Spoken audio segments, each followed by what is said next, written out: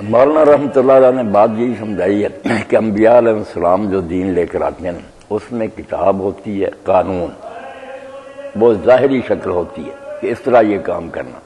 ایک اس کی حکمت ہوتی ہے کہ اس حکم کا فلسفہ کیا ہے، کیوں یہ حکم دیا گیا،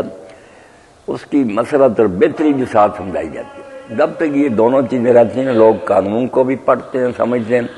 اس کی حکمت بھی ان کو معلوم ہوتی ہے، اور جو کچھ کرتے ہیں اس حکمت کو سامنے رکھ کر کرتے ہیں۔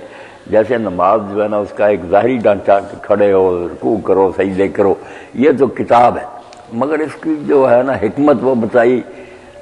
کہ ان الصلاۃ تنہی عن الفحشاء والمنکر اقم الصلاۃ لذکری۔ یہ نماز صرف ایک نا اٹھک بیٹھک نہیں، یہ مشق ہے جو کرائی جاتی ہے کہ تمہارے اندر نا اللہ تعالیٰ کی یاد جو ہے نا سماعت ہے۔ تم بھولنا بھی چاہو نا، ہر 2 گھنٹے کے بعد یاد کرا دیا جائے کہ ایک مالک ہے جس نے تمہیں بھیجا، وہ نگرانی کر رہا، واپس جانا ہے، تو یہ یاد پھر تمہیں برائی اور بے حیائی سے روک دے۔ اصل راز نماز کا یہ، تو پہلے یہ حکمت رخصت ہوتی ہے کہ لوگ رسم کے طور پر کام کرتے رہتے، رکوع سجدے وغیرہ، مگر جو اصل مقصد تھا اس کا وہ ذہن سے نکل جاتا۔ آہستہ آہستہ پھر تنگ آ جاتے ہیں کہ اس رسم میں کیا یار، پلے تو کچھ نہیں پڑ رہا، وہ بھی چھوٹ جاتا۔ پہلے حکمت رخصت ہوئی، پھر کتاب وہ قانونی ملیا میٹ ہو گیا۔ تو مولانا کا کہنا یہ ہے کہ دین پر وہی شخص چل سکتا ہے جو علم حاصل کرے، قرآن کو خود پڑھے،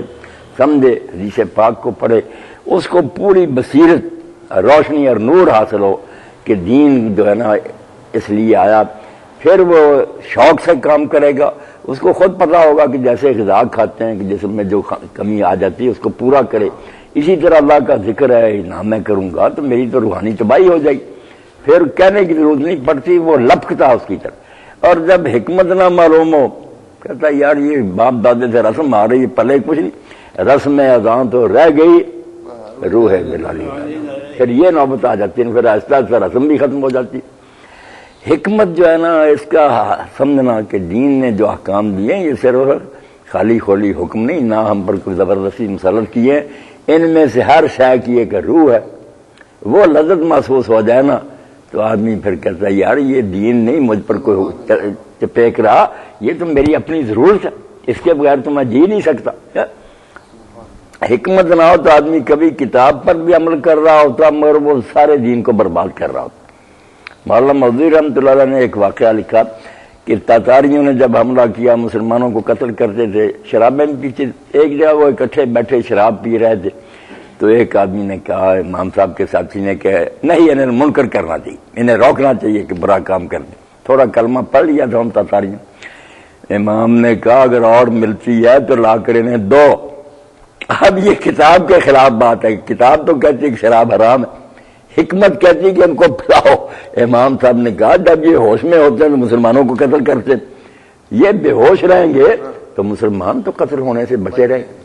یہ حکمت ہے نا، کیا بات ہے، اس کو کہتے ہیں حکمت۔ حضرت عمر رضی اللہ تعالیٰ عنہ کے پاس آئے غیر مسلم، اب قرآن میں ہے یہ بات، والمؤلفۃ قلوبہم، زکوٰۃ میں حصہ مقرر کیا کہ ان کے سرداروں اور بڑوں کو کچھ زکوٰۃ میں سے دیتے رہو تاکہ یہ اسلام کے خلاف زیادہ سرگرم نہ، مسلمانوں کو تنگ نہ کرے۔ یہ ایک سیاسی فنڈ ہے خفیہ جو امیر المومنین کو اجازت دی گئی ہے کہ ان کفار کو ہاتھ میں رکھنے کے لیے خرچ کرے۔ تو وہ آئے سردار، انہوں نے کہا رسول اللہ دیتے تھے، آپ بھی حضرت عمر ہمیں دیں۔ آپ نے کہا رسول اللہ دیتے تھے، یہ قرآن نے جب کہا تھا اس وقت اسلام کمزور تھا، ہماری مجبوری تھی کہ تمہیں دیں، اب اسلام غالب آ گیا طاقتور، کیوں دیں؟ ٹھیک رہنا تو ٹھیک رہو ورنہ ڈنڈے سے آپ کو ٹھیک کر دیں۔ یہ حکمت ہے نا۔ بعض فقہا نے اس کو ختم نہیں کر دیا کہ یہ 8واں حساب نہ منسوخ ہی ہو گیا، نہیں منسوخ نہیں ہوا، وقت کے حالات کے تابع ہے۔ اب بھی ضرورت پیش آ جائے ہم یہ کر سکتے ہیں، ضرورت نہ رہے ختم کر دیں۔ تو جو لفظوں پر جمع رہتا ہے، سینٹ پال ٹھیک ہے اس نے گمراہی عیسائیوں میں پھیلائی، مگر یہ فکرہ اس کا بہت عمدہ ہے کہ الفاظ جان لیوا ہوتے ہیں، معنی جان بخش ہوتے ہیں۔ الفاظ پر آدمی صرف اڑ جائے نا وہ کبھی تباہ کر کے رکھ دیں گے، اور معنی پر نظر رہے کہ اصل غرض کیا تھی اس حکم کی، وہ جان بخش ہوتے ہیں، اس کے سے روح کو نا لذت ملتی ہے دین پر آدمی کے۔ تو مولانا کا یہ سارا جو سمجھانا یہی ہے کہ اسلام پر عمل بغیر بصیرت کے، بغیر علم کے سمجھنے کے نہیں ہو سکتا۔ اگر صرف باپ دادے کے پیچھے لگ کر کرتے رہنا، وقت آئے گا کہ تم اکتا جاؤ گے یار ہمیں تو سمجھ نہیں کہ یہ کام کیوں، کیا فائدہ ان کاموں کو، چھوڑ جاؤ گے۔ مولانا محمد قاسم نانوتوی رحمۃ اللہ علیہ کا یاد آیا، وہ بحری جہاز میں سفر کر رہے تھے حج کے لیے، تو انگریز کپتان جو تھا نا وہ اسلام کا بڑا مطالعہ کرتا رہتا تھا۔ اس نے مولانا سے کہا کہ مولانا آپ کا سارا دین جو نا مجھے بہت مقبول نظر آیا کہ ہر شے واقعی جی چاہتا کہ روزے سے بھی ٹریننگ ملتی ہے، زکات دی ہے، مگر یہ حج میری سمجھ میں نہیں آیا کہ کیا آپ اچھے بڑے ہیں، بار بڑھا لیتے ہیں، اس وقت احرام بھی بڑا لمبا ہوتا تھا نا، میلے کچیلے وہاں جا کر چکر لگاتے ہیں، کنکریاں مارتے ہیں۔ مولانا نے کہا کیپٹن صاحب اب میں انگریزی نہیں جانتا، آپ اتنی اردو نہیں جانتے، کیا سمجھاؤں، ورنہ آپ یقین جانے جو اسلام میں کام کی بات ہے وہی نہیں آپ کو سمجھ میں آئی۔ جو چیزیں آپ نے سمجھ لی نا نماز روزے وغیرہ وہ آپ نے سمجھ لی، جو اصل تھی بات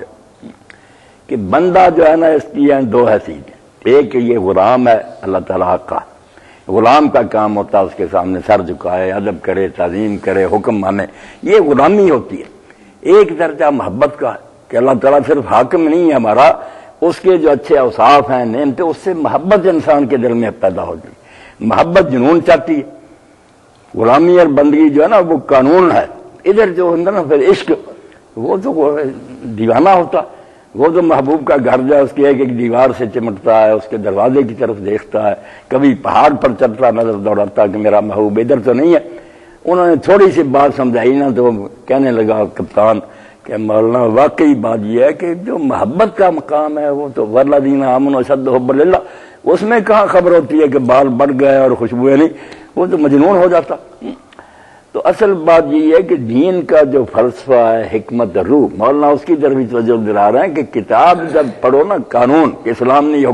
اس کا ساتھ یہ بھی معلوم کرو۔ گنتی کے آدمی چغتائی صاحب امام غزالی ہیں،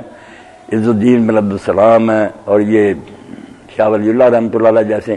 جنہوں نے میرے بھائی ساتھ ساتھ ہر شے کے سمجھایا ہے کہ یہ حکم دین میں کیوں ہے۔ حجت اللہ بالغہ آپ پڑھیں، اللہ تعالیٰ نے ان کے ہاتھ سے شاہ صاحب انگریزی دور آ رہا تھا، یہ ریشنلزم کا فتنہ اٹھنا تھا، عقلیت، اس وقت امام صاحب سے یہ کتاب اللہ نے لکھوا دی، پوری کتاب پڑھیں، وضو، نماز، سزائیں، نکاح، طلاق، ہر شے کے نا انہوں نے ہر حدیث کی روشنی میں لکھی، مگر اس حدیث کے ساتھ اس کا فلسفہ اور حکمت سمجھاتے جاتے ہیں کہ یہ فتنے کا دور آیا تو مسلمان جو ہے نا اپنے پاؤں پر کھڑے رہیں کہ اسلام میں کوئی شے فضول اور بیکار نہیں، اس کا ترجمہ اور تشریح ضرور پڑھنی چاہیے۔ نام ہی حجت اللہ البالغہ کہ اللہ کی طرف سے ایسی حجت ہے کہ اس کے بعد کیوں نہیں کر سکتا، کہہ ہی نہیں سکتا کہ اسلام میں یہ حکم کیوں۔ تو یہ مضمون جو ہے نا کہ اسلام ایک علمی اور عقلی مذہب، یہ رسم و رواج پر چلنے سے نہیں اس کی حق ادا ہوتا، سمجھنے کی کوشش کرو کہ اسلام میں یہ حکم کیوں ہے، کیوں سمجھ جاؤ گے تو بالکل ٹھیک ہی ٹھیک۔ پھر آخر میں جب بات ختم ہو رہی ہے، شیخ اکبر ابن عربی فرماتے ہیں جب تم دایاں ہاتھ دھو وضو میں تو اس وقت سوچو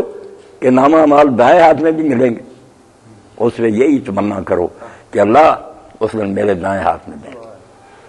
بایاں دو تو سوچو کہ کئی بد نصیب ہوں گے جن کے بائیں ہاتھ میں دیے جائیں گے، اس وقت یہ دل میں آنا چاہیے کہ اللہ مجھے ان میں نہ کرنا جن کو یہ بائیں ہاتھ میں پکڑایا جائے اور وہ پھر پیچھے لے جائیں گے، بجائے نیک لوگ تو دکھاتے پھریں گے نتیجہ وہ پیچھے چھپائیں گے۔ اور جو لوگ منہ جب دھوئے تو آدمی سوچے کہ اس دن کچھ چہرے سیاہ ہو جائیں گے کچھ روشن ہوں گے، تو یہی دعا کرے کہ اللہ اس دن میرا چہرہ سفید رکھنا جس دن لوگوں کے سیاہ ہو جائیں گے، میرا چہرہ اس دن سیاہ نہ کرنا جب کئی لوگوں کے روشن ہوں گے۔ پاؤں دھوئے تو سوچے کہ جب میں پل صراط پر کھڑا ہوں گا تو پل صراط پر ڈگمگا رہا ہوگا، لرز رہا ہوگا، پل نیچے جہنم ہوگا، لوگ گرتے جائیں گے، تو اس نے کہے کہ اللہ میں نے یہ پاؤں اس لیے دھویا ہے کہ میرے پاؤں صراط پر نہ قائم رکھنا، یہ لرزے نہ، میں اس وقت نا چلتا چلتا جنت تک پہنچ، یعنی ہر بات جو ہے اس کو جب سوچے آدمی۔ ہاں اسی لیے علامہ ابی لکھتے ہیں شرح مسلم میں کہ نیک لوگ جب وضو کرنے لگتے تھے نا تو قرآن مجید کی یہ آیت پڑھتے جس میں حکم ہے یا وَإِذَا كُنْتُمْ، اے مومنو جب تم نماز کے لیے اٹھو تو منہ دو، ہاتھ دو، آیت یہ پڑھنے کے بعد پہلے ذہن میں لانا کہ میں کیوں کرنا، حکم دہرانا، اور بعد میں کہنا نام یا رب، نام یا ہاں میرے رب میں تعمیل حکم کے لیے تیار ہوں۔ یہ وہ باتیں ہیں جو غذا ہے دین کی، روح اب جب یہ نہیں رہتی، رسم رہ جاتی ہے، تھوڑے دن زبردست جان بچے سے نماز پڑھاتے ہیں، پھر وہ تنگ آ جاتا ہے کہ یہ کیا کرتا ہے، چھوڑ جاتا۔ تو چلو کچھ بیان ہو گیا۔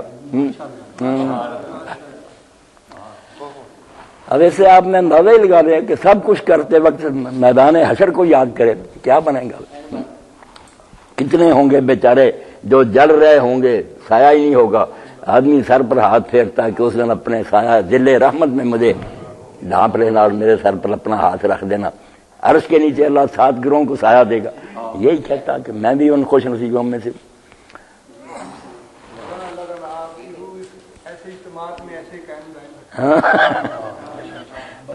کہہ جاتا ہوں میں جوش جنوں میں تیرے اثرات، مجھ کو بھی صلاح دے میری آشفتہ سے۔ کبھی کبھی جوش میں باتیں نکل جاتی، کیا کریں عام لوگ ان کے متحمل سنتے نہیں، وہ بس خشک باتیں نا مولویوں کی، رفع دین آمین فلاں، ان میں بنتے ہوئے جو رفع دین کرتے انہوں نے بھی کبھی نہیں پوچھا کہ ہم کیوں کرتے، جو نہیں کرتے وہ بھی نہیں پوچھتے کہ چلو نہیں کرنا، مگر کیوں نہیں پوچھتی یہ امت، اس لیے نا حکمت سے ماروں گا، آنکھیں نکال دیں، وہ پلے نہیں نہ کچھ ہوتا، ورنہ خوش ہوں کہ سوال کیا ہے، بہت اچھی بات،